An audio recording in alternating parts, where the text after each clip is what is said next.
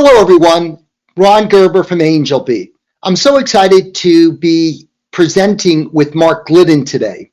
Mark is part of Corestack. It's a really cool, innovative company in the cloud governance space. One of the things that I do when I'm not actually running our virtual seminars is try and identify content, new innovative companies that can add value to our seminars. That's how we came across Corestack. I know from many of my conversations with IT executives literally around the globe that cloud governance is a key issue. It's becoming increasingly important as organizations are using more than one cloud vendor. They're not putting everything around AWS, around GCP or Azure. They're looking at different hyperscale providers and trying to figure out what offers the best solution for their specific applications. That decision creates some governance management issues where Corestack has some great tools available to help you out. So what I want to do is just talk informally with Mark, ask him for his background, and maybe share some insights on why Corestack has enjoyed so much success in the cloud governance space and why you might want to definitely attend an Angelbeat virtual seminar where Mark and his Corestack team are presenting. So Mark, I know you joined Corestack about 6-7 months ago. What led you to make the switch? Yeah, so ultimately, been in the government space previous to that for a little over a year and made the switch over to Corestack. I really think there's an inflection point between enterprises where you have this, rocket ship, which is the cloud and digital transformation. And there's some that are well along their way, but there's some that are in some green field. And whether they're on a hybrid or a multi-cloud strategy right now, we know that, if I pull some numbers from Gartner, right, it's like 93% of enterprises have some sort of cloud initiative or strategy that they're working on today. So with that comes a lot of challenges. What I saw in Corestack was a real opportunity to turn over that rock, to walk into what I think would be the next item for an enterprise when they're looking to have a successful or more efficient cloud journey.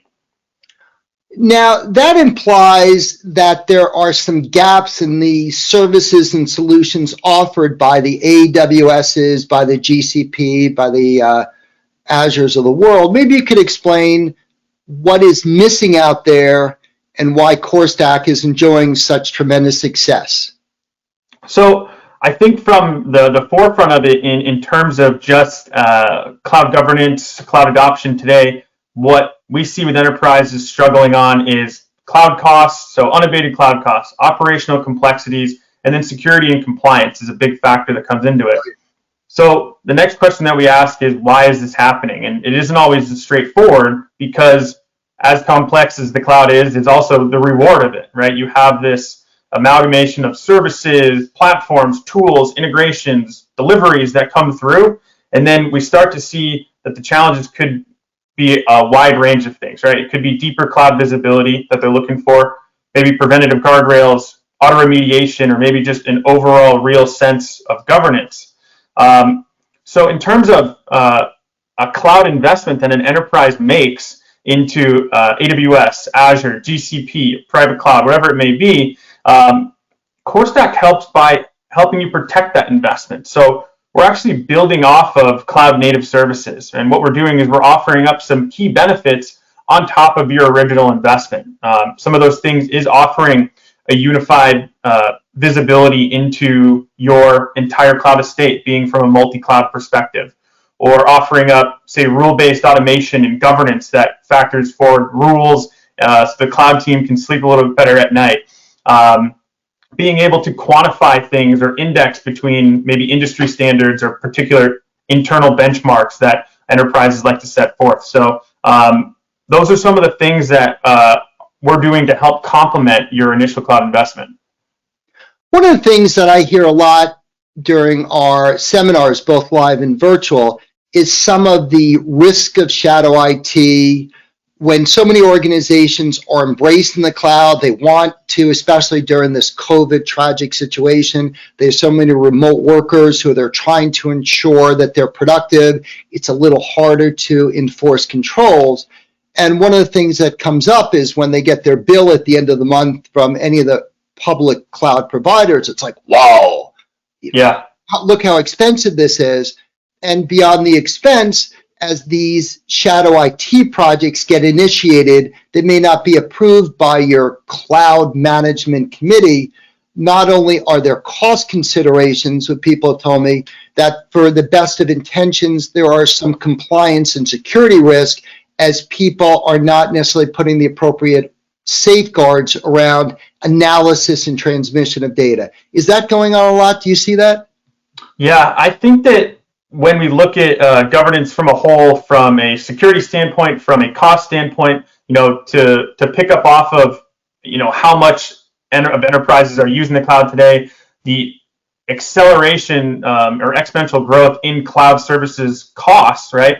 And pull up Gartner again, right? I think it was over $17 billion in cloud waste. So wow. A lot of the times it's not a problem of the cloud spend that we're working on, it's how we're utilizing it. So in terms of shadow IT, where configuration drifts that happen, it's not always things that we know, right? There's from a security perspective, if there's a configuration drift, it might not be a nefarious one, but we certainly don't want to ever find out that it is, right?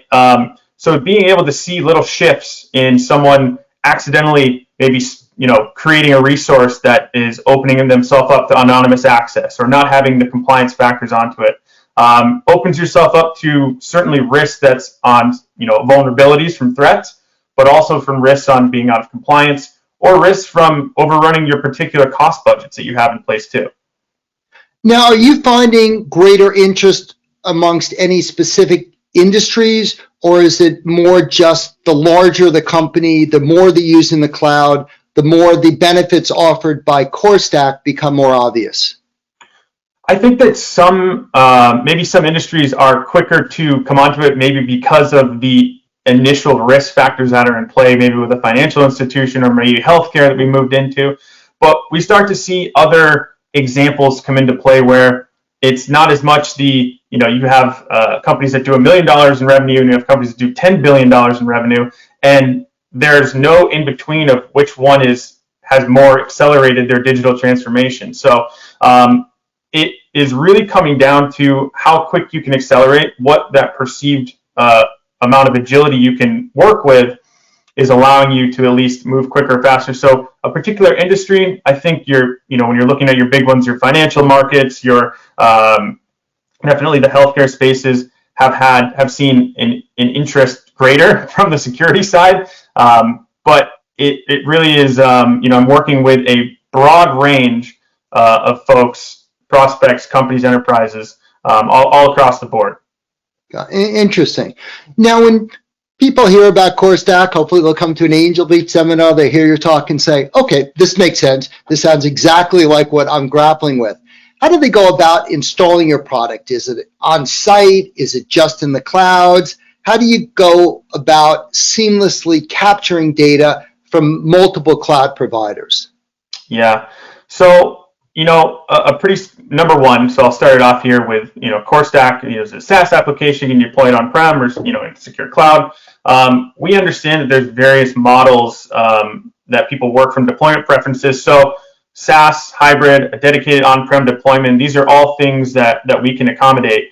When we're talking about, say, moving into what makes Corestack unique, right, we look at this from a cloud-native governance perspective. We use a patented service chaining. So what that is automating different traffic flow between your actual different cloud provider services, which allows you to get up and running quicker, where you're putting in, you're signing into your credentials and then you're working through, a different service chaining to allow you to get up and running quick.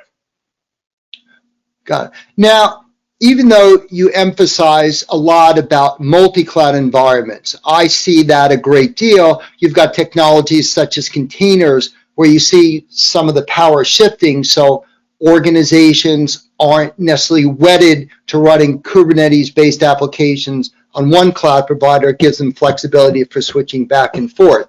So I'm sure that multi-cloud environments are, or at least offer scenarios that really illustrate your benefits. If someone just has one or two cloud providers, could you explain a little bit how Corestack can still add value in those kind of scenarios? Yeah, absolutely. So again, no matter where you are in your digital transformation, you're just getting greenfield into the cloud, or you're well on your way and you have multiple clouds, or all three of the, say, the big players of the public cloud space involved.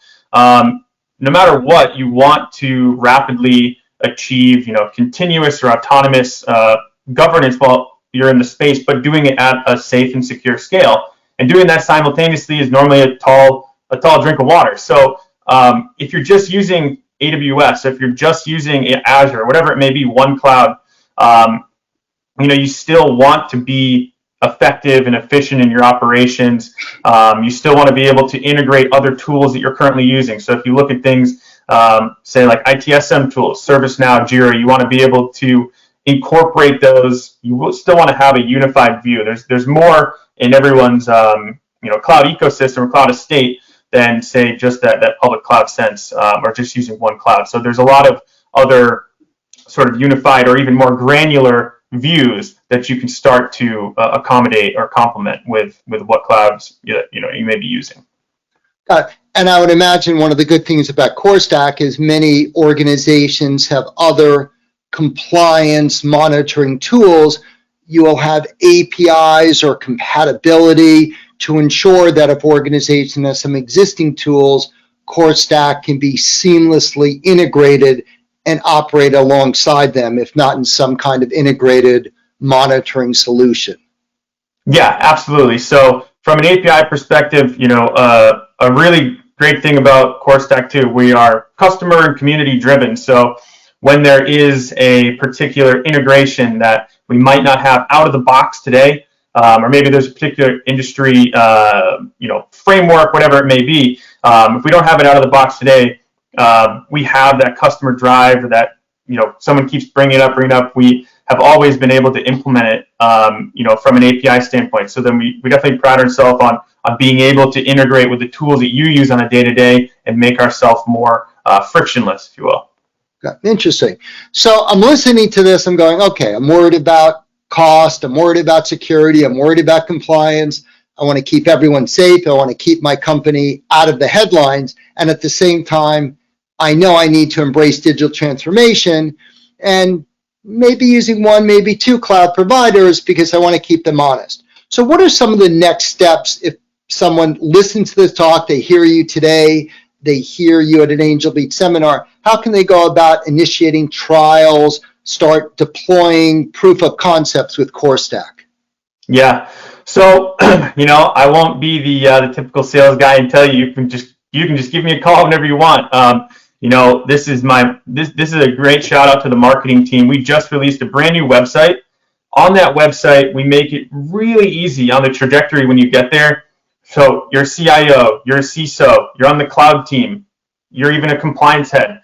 You can go onto our website and it is completely segmented out for not only that type of persona that you are, maybe IT persona, but also on the objective or the initiative that you have. So someone that's a CIO can go on and look at from a persona perspective that I want to work on cost optimization. So it works in that flow that you can quickly go through, find out maybe what the current challenges are in the industry, what the challenges are just faced with enterprises, say in cost optimization, for example, and then work through that to different case studies to then coming down to a potential trial. So if you want to do the research on your own, we have a wealth of information on our website that is open to anyone to looking through. If you want to get in touch with someone live, of course, anyone from our sales or marketing team, going to our website, reaching out, shooting an email, you can actually just book a live demonstration as well there too. Or from an Angelbeat seminar, you can afterwards see a potential, say, a quick dive through as well. I know that we've done that in the past. I should point out the website is corestack.io, correct? That's correct. So that's where you can get all this wealth of information to help you in your journey to the cloud and determining what your needs are. You can also speak to individuals like Mark. You can contact Angelbeat as well. We just know that governance, security in cloud environments is critically important. Very much appreciative of the support of Corestack. That's how Angelbeat ensures that it's relevant. It's not just the Amazons, the Googles, the Microsofts, the IBMs of the world. This broader cloud ecosystem requires so many other companies to fill gaps in these solutions and to also provide some seamless integration and ties across the cloud providers. And that's why, from my own standpoint, we're glad that we're going to be featuring Corestack in the future. It's great having this technology at our events, and I appreciate Mark's time. Anything else you want to add, Mark? No, I know, Ron, I really appreciate the time as well. In my user experience side of being able to watch the folks, the big players that you get on here to talk, I'm certainly really appreciative of you bringing me on, and I'm certainly looking forward to any and all the Angelbeat webinars that come up. Excellent. We look forward to seeing you at virtual seminars, at live events in the near future, once everything's safe.